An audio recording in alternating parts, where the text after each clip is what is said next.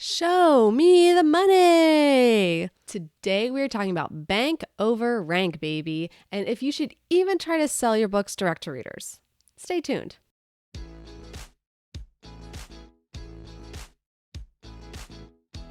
Hi, I'm MK Williams. I'm an author and independent publisher. I love sharing my insights about all things books and publishing with you. Before I get into the details about today's topic, don't forget to hit subscribe. You'll be notified when I put out new videos each week about publishing, making a career of being an author, and now being a mompreneur. And today we're talking about direct sales for indie authors. This is for indie authors because we own all the rights to our books and we can sell them wherever we want. If you have a traditional deal and have carved out some rights on certain formats to keep for yourself, then you can look into direct sales in those formats, but check your contracts first, okay?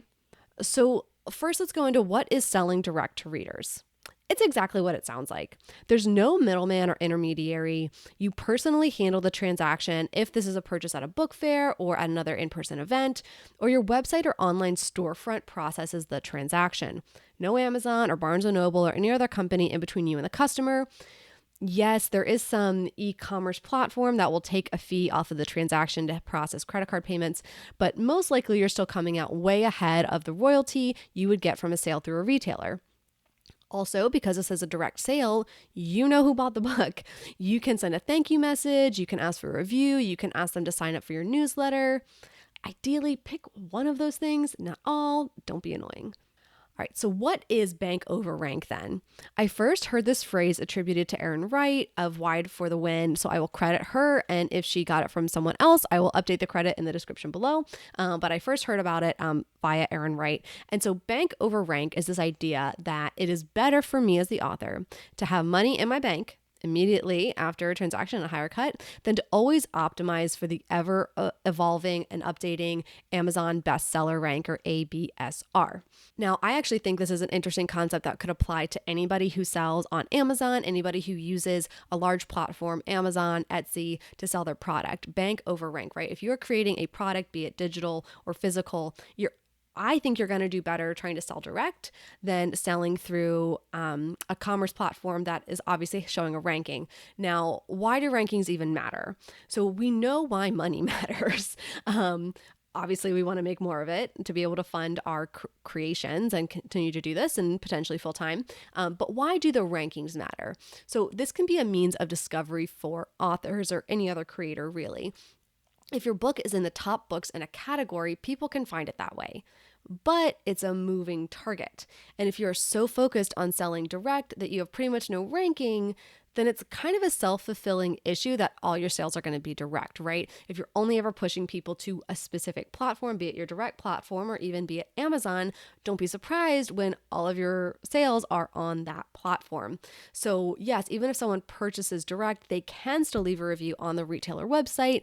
It just won't be a verified review. And it's an extra step you're asking that person to take to be like, hey, go find this listing on a website where you didn't use that listing before and leave a review. Rankings do absolutely matter in terms of discoverability, but you may get to a certain point where you feel like, okay, like I have enough of a ranking. My ranking is okay where it is, and I just want to focus on the direct sales. So how can you sell direct? So you can obviously, like I mentioned, sell in person, especially for books if it's a book fair, local artist fair, in-person events. Most of us are going to sell direct via a website or an e-commerce plugin like a Shopify, a Payhip, or a book funnel for our books. There's so many options out there and there's new ones popping up every day. So pick what works for you now. You can always upgrade later or switch later. I use Payhip and part of me keeps thinking like, should I finally switch to Shopify? And I look at the monthly fee and I say, well, some months I would definitely earn that back and break even on, and some months I don't because my direct sales are not consistent. They're kind of all over the place, which is fine. But you really have to think about the added cost that goes into a really powerful product like a Shopify versus a Payhip or a book funnel. So that needs to be part of your considerations, but it's not set in stone. You can change it later. You can upgrade later. And maybe that's something you keep in mind when you hit a certain threshold. Hey guys, really quick, I just want to thank you for watching this video and let you know that it's sponsored by My direct sales store. That's right. You can get any of the books that I've published directly from me, which helps my bank over rank scenario. So visit my PayHipStorm today. You can get any of my ebooks and audiobooks directly from me, doesn't go through a middleman, or you can even order an autographed copy of my book, which you can't get anywhere else except through me. And if you've already purchased one of my books, you can actually order a book plate to make your copy autographed. So there's a lot more you can get direct from me than you can get from Amazon or Barnes & Noble. And honestly, I'm way cooler than them. At least I think so. Anyways, thank you so much for watching this video. And now we'll get back to talking about bank over rank, baby. Now, how do you handle the orders that are sold direct? Now, ebook and audiobook, it's super easy. It's direct download. You should be able to limit the number of times a person downloads it. Now, this is something where you could say just one time, but maybe they lose the email, the file doesn't work, they need to use it on a different device. I give people a few times they can download it, but it does limit it for that reason. And so you can also provide easy directions on how to access and use the file. Some people aren't as savvy as others when it comes to, I have this EPUB file. How do I open it on the Kindle app on my phone? How do I open it on my Kindle Paperwhite or my Nook or something like that? So you can give people directions.